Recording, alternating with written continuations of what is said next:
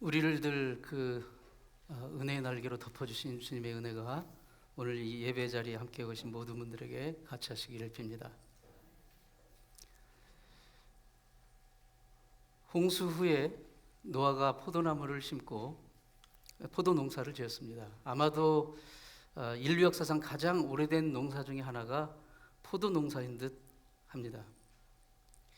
어느 날 노아는 자기가 농사진 그 포도로 포도주를 만들어 먹고 만취해가지고 벌거벗은 채로 장막에 누워 잠을 잤습니다. 하나님께 정말 말로 표현할 수 없는 엄청난 은혜를 입고 그 홍수 심판에서 구원을 받은 노아가 어떻게 이런 실수를 하였는가 하는 것이 우리에게 시사하는 바가 큽니다. 도대체 왜 그런 어처구니없는 일을 했을까? 아마도 홍수에서 살아나는 어떤 그 안도감이랄까요? 아니면 긴장이 해했을까요? 방심했던 것 같습니다. 영적인 시각에서 볼 때 인생에서 잘 되고 형통할 때 그 이후, 그 다음이 매우 중요합니다. 마귀는 그 방심한 틈을 반드시 노리기 때문입니다. 형통하고 일이 잘 되고 안심할 때 바로 그때 영적으로 실족하는 경우가 많이 있습니다. 성경에 나오는 위대한 믿음의 영웅들인 그들도 바로 이러한 실수를 범한 경우가 굉장히 많습니다. 다윗도 그랬고 솔로몬도 그랬고 히스기야 왕도 그랬고 베드로도 그랬고, 안타깝게도 이 노아도 이 영적인 법칙에서 벗어날 수 없었던 것 같습니다. 한 잔 마시고 즐기자. 근데 한 잔만 마신 게 아니었어요. 죽어라 마신 것 같습니다. 술의 문제가 그겁니다. 딱 한 잔만 마시기가 힘들다는 거예요. 절제하기가 힘들다는 것입니다. 한국 사람이 하는 말이 있잖아요. 처음엔 내가 술을 마시고 그 다음에 술이 술을 마시고 마침내 술이 나를 먹어버린다. 노아도 처음엔 적당히 먹을 것을 생각을 했을 것입니다. 그러나 마침내 술이 노아를 삼켜버렸어요. 그렇지 않고서 어떻게 옷을 다 완전히 벗어 제꼈겠습니까? 이 술의 문제는 과하게 되면 인간적인 실수나 낭패뿐만 아니라 그게 영적인 실패와 타락을 가져올 수도 있다는 데 심각함이 있습니다. 요한계시록 3장 17절로 18절 말씀 보면 우리 주님께서 소아시아 7교회에게 보낸 그 메시지가 나오는데 그 중에 그 라오디게아라는 그 교회를 향하여 이런 말씀을 합니다. 그들은 제가 그 성지순례 터키 갔는데 그 라오디게아 그 지역을 가봤는데 정말 거기는 모든 그 물질적으로 무역이며 이런 것들이 풍요로운 그런 땅이었어요. 그래가지고 정말 그 부족함이 없습니다. 물질적으로 부족함이 없어서 스스로 우리는 부자다, 부족함이 없다, 이런 교만과 자만에 빠져 있었어요. 그런 그 라오디게아 교회를 향하여 주님이 이렇게 말씀하셨어요. 요한계시록 3장 17절 18절에 너의 실상을 내가 말하는데 영적으로 내가 얼마나 곤고하고 가련하고 가난하고 눈멀고 벌거벗은 것을 알지 못하는도다. 나에게 흰옷을 사서 입어 너의 벌거벗은 수치를 가리게 하라. 주님이 그렇게 말씀하십니다. 노아가 지금 벌거벗었으나 자신이 벌거벗은 줄도 모르고 자는 거예요. 이 얼마나 수치스럽고 어리석은 모습입니까? 영적인 해이, 영적인 방심은 이런 치명적인 실수를 낳게 되는 것입니다. 자, 술에 만취하여 그 수치를 드러내고만 노아와 그리고 그것을 바라보는 그 세 자식들의 그 반응 혹은 태도, 여기서 우리는 배워야 할 점이 있습니다. 성경에 보면 지금 오늘 본문에 읽지는 않았지만 바로 앞절에 노아에게 세 아들이 있었는데 그 성경에 나온 순서대로 셈과 함과 야벳이 나옵니다. 세 아들이 있었어요. 그리고 이제 며느리들이 있었고요. 그런데 이 노아가 지금 만취를 해서 완전히 인사불성이 돼서 완전히 토를 네이킷 완전히 다 벗어 제치고 잠이 들어 있는 것을 이 두 번째 나오는 그 함이 발견을 먼저 했어요. 그런데 그는 그 아버지의 허물을 보았을 때 그것을 보고 덮어주기는커녕 밖으로 나와가지고 두 형제에게 이 사실을 막 떠벌리는 거예요. 그 얘기를 들었을 때 이 셈과 야벳은 그 얘기를 듣고 이제 그 덮을 것을 가져다가 아버지의 하체를 보지 않으려고 뒷걸음쳐 들어가 가지고 이제 아버지의 하체를 덮어 주었습니다. 그러니까 아버지의 그 허물을 보고 반응하는 그 자식들의 태도가 달랐습니다. 술에서 깬 노아는 그 세 자식들이 자기에게 행한 그 일들을 알게 되고, 그리고 거기에서 그 함을, 자기의 이제 그 수치를 보고, 흉을 보고 떠벌린 함을 저주하고, 그리고 셈과 야벳은 축복을 합니다. 그런데 자, 객관적으로 보면 노아의 이 같은 행동은 얼른 이해하기가 힘듭니다. 왜냐하면 이 엄청난 실수를 한 사람은 노아 자신이잖아요. 그러니까 문제의 발단은 본인이에요. 자신이 술을 잔뜩 먹고 홀랑 벗고 잔 것인데 자기가 그 잘못을 해놓고 그것을 사실을 말했다고 함을 저주한 것은 정말 무책임해 보이는 거죠. 차라리 아들의 잘못을 책망하고 저주하기 전에 먼저 자신의 허물을 돌아보고 반성을 했어야 하지 않을까요? 그래, 네가 그렇게 한 것은 사실은 이 애비 잘못이 더 크다. 너의 잘못이기 전에 내가 잘못이 크다. 네가 무슨 죄가 있겠냐? 이렇게 말하는 것이 더 온당하지 않겠습니까? 그러나 노아는 함의 후손, 그 가나안의 아비인 함의 후손은 그 형제들의 종이 될 거라며 저주를 합니다. 반면에 이제 뒷발로 들어가서 아비의 하체를 보지 않고 그 아버지의 허물을 덮어준 셈과 야벳은 축복을 합니다. 노아는 먼저 셈의 하나님을 찬송하리로다. 셈을 통하여 하나님이 찬양받으시기를 원한다는 선포를 하고 있습니다. 이 선포를 통해서 셈의 가문에서 메시아, 인류의 구원자 메시아가 오실 것을 예고하고 있습니다. 그런 의미로 이 지금 노아가 셈을 축복하고 야벳을 축복하고 셈과 야벳을 축복하고 함을 저주하는 것은 예언적인 성격이 강한 거예요. 그들 자식 그 개인적인 퍼스널이라기보다는 성경 전체를 흐르는 하나님의 그 구원 사역에 있어서 예언적인 성격이 강합니다. 셈에게 주어진 이 축복은 하나님의 택하심으로 말미암은 은혜와 구원의 역사를 말해주고 있어요. 또한 노아는 야벳이 창대케 되리라고 축복하면서 셈의 장막에 거하게 될 것이라고 축복합니다. 구속사적으로 볼 때 이 셈의 장막은 하나님의 구원의 울타리를 뜻한다 할 수가 있겠습니다. 즉 야벳의 후손도 하나님의 구원의 장막 안에서 은혜를 누리게 될 것임을 예고한 거예요. 그러면 이 아버지의 허물을 덮어준 셈과 야벳은 축복을 하고 덮어주지 아니한 함을 저주한 이 사건이 말하고자 하는 메시지가 무엇일까요?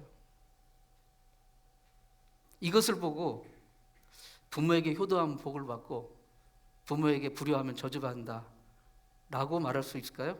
물론 성경은 부모에게 효도하고 순종하고 공경하는 자에게 복을 주신다는 약속이 있습니다. 그러나 그 주제가 오늘 지금 이 상황의 그 주제하고는 맞지 않습니다.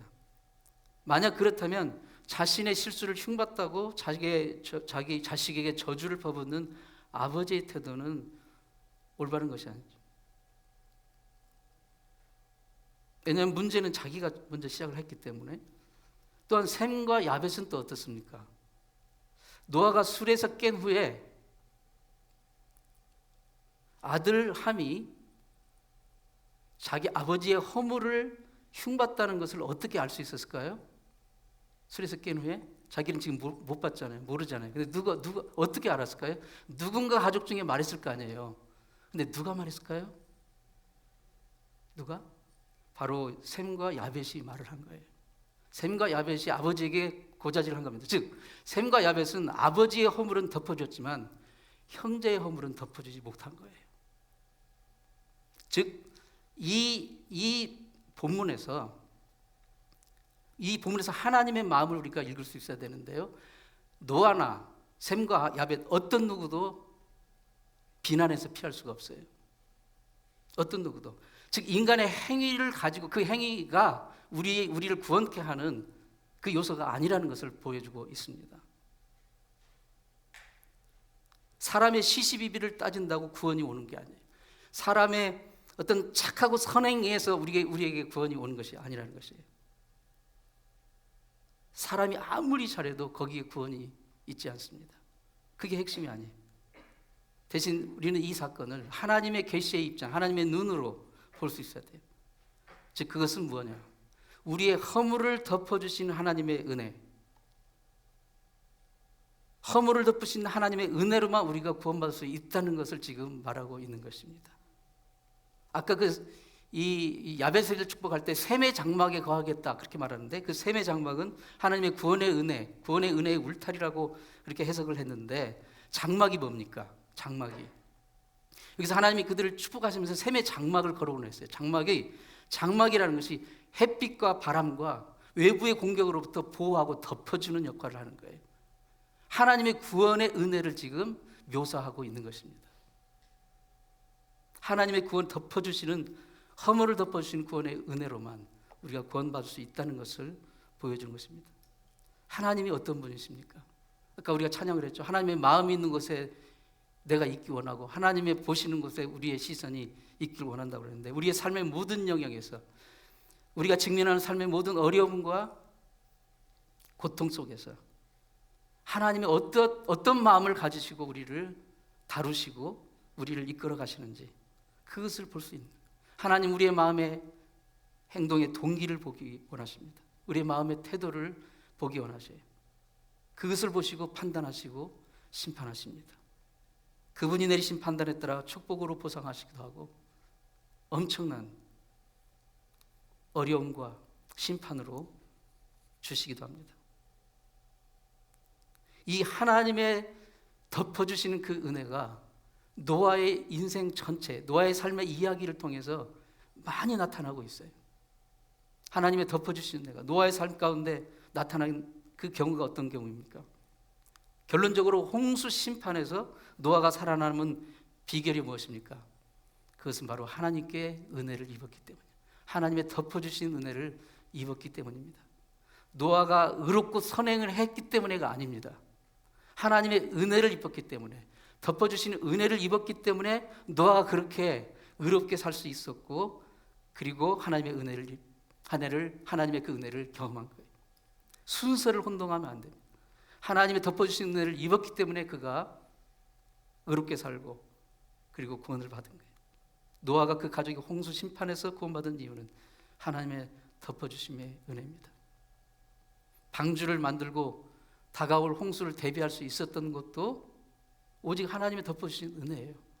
하나님은 그에게 먼저 장차 홍수가 임할 것을 알려주시고 방주를 지을 것을 말씀을 하셨기 때문에 그게 하나님의 덮어주심의 은혜예요. 하나님의 선택이고요. 노아와 방주 안에 들어갔던 모든 자들은 한결같이 이 하나님의 그 구원의 은혜의 약속을 붙들고 말씀에 순종하는 삶을 살았던 겁니다. 이것을 우리가 믿음이라고 하는 거예요. 그런데 그 믿음도 결국은 하나님의 은혜의 선물인 겁니다. 우리가 잘나고 착하다고 해서 이 하나님의 구원의 믿음이 생겨지는 것이 아닙니다. 믿음은 오직 하나님의 은혜로 주시는 선물입니다. 또 보면 노아의 삶 가운데 하나님이 그 덮어주신 은혜가 나타나는 경우 보면 창세기 7장 16절에 보면 방주가 다 완성이 되고 그리고 방주의 모든 짐승과 노아와 그 가족들이 다 들어간 후에 홍수가 쏟아지기 직전에 방주의 문이 닫혔습니다. 네.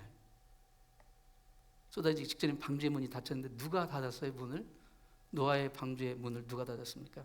창세기 7장 16절 한번 보실까요?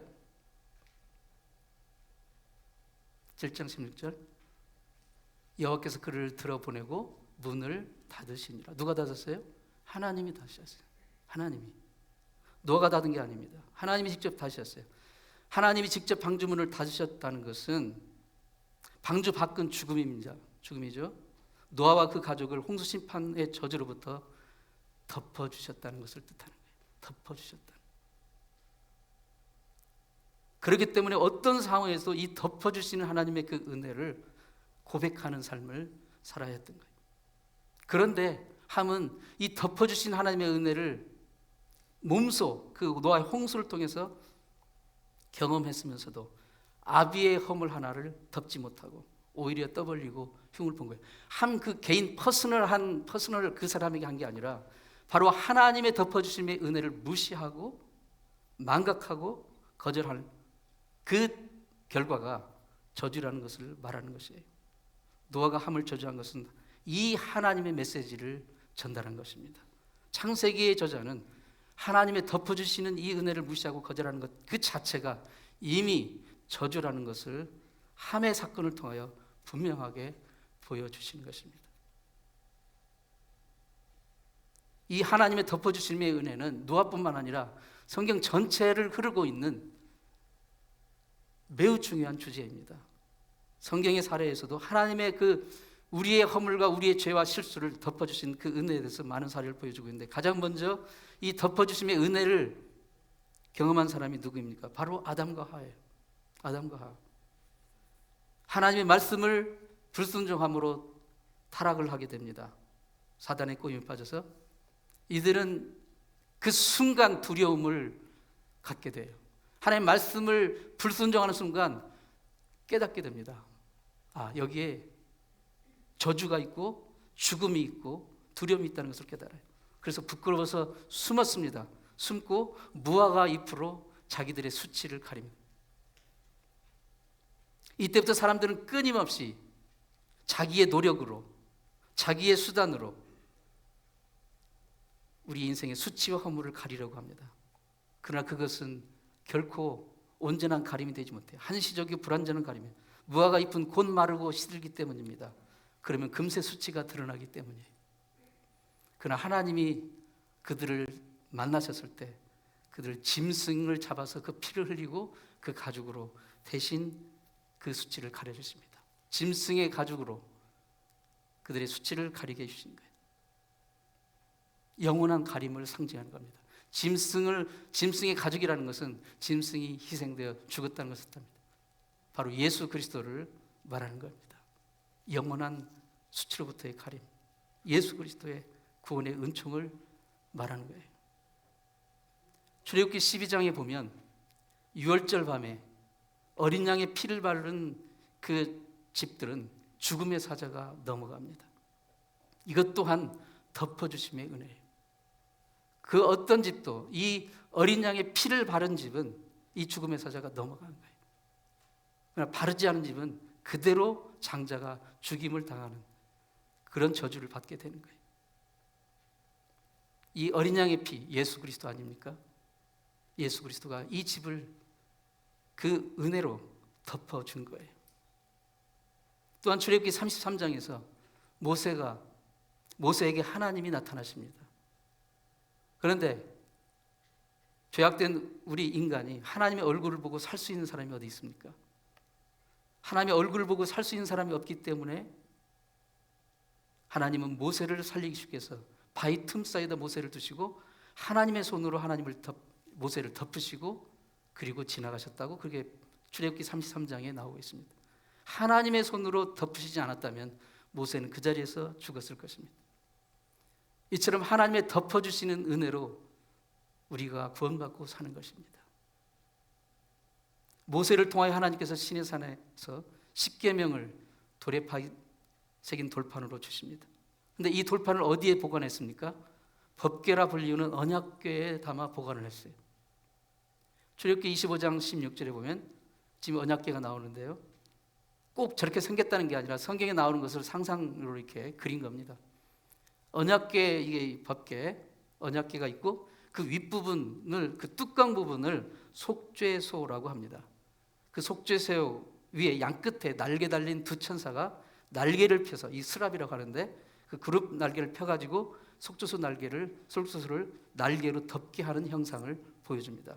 이 속죄소 그 윗부분 이름을 시은좌라고 합니다. 즉 하나님의 은혜가 베풀어지는 자리라 보좌라 하는 뜻입니다. 하나님의 은혜의 날개로 덮어주는 자리라는 뜻입니다. 속죄소가 언약궤를 덮고 있기 때문에 우리의 허물과 죄가 이렇게 가려지고 덮어지기 때문에 우리가 하나님 앞에서 살고 영원한 삶을 누리는 것입니다. 그러므로 이 덮어주심의 은혜로 살아가는 자는 자신의 죄가 하나님이 덮지 않으시면 얼마나 심각한지, 덮어주지 않으면 저 가운데 멸망할 수밖에 없는 그 심각성을 깨달은 자입니다. 그 죄를 깨닫고 또 그 은혜의 그 엄청난 사랑을 깨닫게 하시는 분은 성령님이십니다. 성령님이 임하시면 우리의 죄와 더러움 때문에 나는 이제 죽었구나 라고 고백할 수밖에 없는 거예요. 나는 죽었구나라고 고백하는 자들에게 하나님이 그 죄를 가리워 주신다는 이 진리를 깨닫게 될 때 바로 그게 기쁘고 복된 소식입니다. 하나님의 덮어주신 그 은혜, 그게 바로 복음의 메시지입니다. 오늘날 교회 가운데 복음의 능력이 희미해진 이유는 이 죄악으로 얼룩된 파괴된 이 영혼과 세상을 덮는 하나님의 은혜에 덮어주신 그 은혜의 능력을 제대로 선포하지 않기 때문입니다. 이 죄인을 긍휼히 여겨 주옵소서. 이 죄인을 긍휼히 여겨 주옵소서. 이 죄인을 주님의 덮어주신 은혜로 덮어 주옵소서. 거기에 하나님의 놀라운 구원과 생명의 역사가 일어나게 되는 것입니다. 인간의 물질과 문화와 인간의 소유와 어떤 업적과 성취를 자랑하기 바쁜 곳에서는 이런 하나님의 덮어주신 은혜가 드러날 수가 없는 것이에요. 시편 32편 1절 2절 말씀 보면 허물의 사함을 얻고 그 죄의 가리움을 받은 자는 복이 있도다. 허물의 사함을 얻고 그 죄의 가리움을 받은 자는 복이 있도다. 이것이 진짜 복인 것입니다. 우리 생의 최고의 복이 이 허물의 죄의 사함을 가리움을 입은 그 은혜, 이것이라는 것입니다. 이 큰 복을 받고도 왜 우리에게 원망과 불평이 있습니까? 주님의 그 덮어주심의 은혜가 우리가 지금 정말 그 애걸복걸하고 하며 원망하는 그것보다 시시하다는 말입니까? 우리는 함이 저주받은 이 사건을 통해 하나님의 덮어주심의 은혜를 무시하고 거절하게 되면 이러한 저주가 우리에게 바로 있다는 것을 기억해야 됩니다. 불법의 사하심을 받고 그 죄의 가리우심을 받은 자가 진정한 행복자입니다. 우리가 바로 그러한 진정한 행복자가 아닙니까? 아무 공로 없이 은혜로 이 복을 받았기 때문입니다. 공로 없이 받았다고 이 선물이 시시한 겁니까? 아니죠. 우리가 갚을 수 없기 때문에, 온 세상을 다 팔아서 또 살 수 없기 때문에 그것을 우리에게 거저 주신 것입니다. 그러므로 우리는 하나님의 덮어주심의 은혜를 받은 자답게 살아야 되는 거예요. 갚을 길 없는 하나님의 덮어주심의 은혜를 입은 자로서 우리는 이 땅을 향하여 사명이 있어요. 이 하나님의 덮어주신 은혜가 우리를 통하여 이 땅에도 우리 주변에도 흐를 수 있도록. 잠언서에서는 이렇게 말씀합니다. 미움은 다툼을 일으켜도 사랑은 모든 허물을 덮느니라. 덮어주심의 은혜. 진정한 사랑은 덮어주심의 은혜인 거예요. 한국의 전래동화에 꼬마 신랑이라는 이야기가 있어요.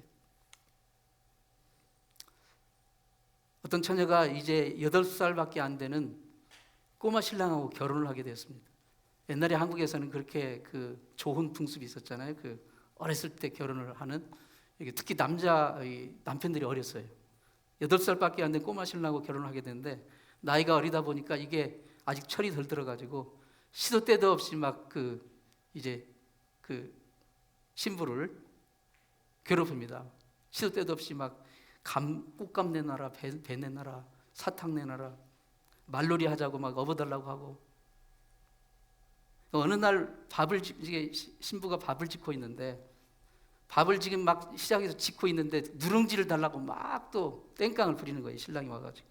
그러니까 이 신부가 도저히 참다 못해서 서색 씨가 이제 꼬마 신랑을 덥석 들어가지고, 옛날에는 초가지붕이잖아요. 초가지붕에다 확 올려놨어요. 옛날에 초가지붕에는 막 박도 열리고 호박도 열리고 그러지 않습니까? 거기다 올려놨어요. 그러니까 이 꼬마 신랑이 위에서 막 각시야 나 내려줘하고 울고불고 막 소리를 칩니다. 그런데 딱 때마침 호랑이 같은 무서운 시어머니가 딱 집으로 들어서자 그 광경을 보고 말았어요. 신부는 속으로 나 이제는 죽었구나 하고 있는데 그 꼬마 신랑이 갑자기 울음을 뚝 그치면서 이렇게 말합니다. 색시야, 큰 호박 따줄까 작은 호박 따줄까? 이렇게 말을 하는 거예요. 진짜 철없는 신랑인 줄 알았는데 정말 중요한 순간에 자기 허물을 덮어주는 거예요. 이 신랑이 너무 고마워. 그 이후로 새색시는 정말 나이는 어리지만 그 신랑을 예와 정성을 다해서 섬겼다는 전설 따라 삼천리 같은 이야기입니다.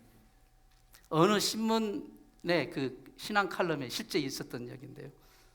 그립니다. 한 여성이 있었는데 이 여성이 아주 얼굴도 예쁘고 몸매도 막 정말 예뻤대요. 그런데 그녀에게도 약점이 하나 있는데 머리숱이 적은 거예요.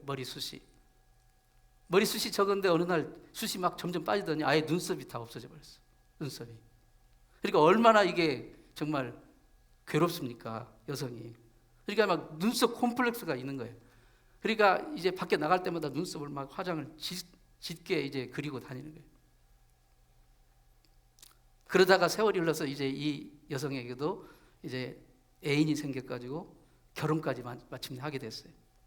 그런데 이게 눈썹 콤플렉스 때문에 이것을 신랑에게조차 말을 하지 못하고 눈썹을 짙게 그리고 다니고 이것을 안 보이려고 모든 애를 썼어요. 머리를 감거나 샤워하면 반드시 나오기 전에 거기서 먼저 이거부터 그리고 눈썹. 이제 이러다가 한 3년의 세월이 흘렀는데 그만 남편의 사업이 부도가 나서 이제 망했어요. 그래가지고 먹고 살기 위해서 연탄 배달을 이 부부가 시작을 해요. 연탄 배달.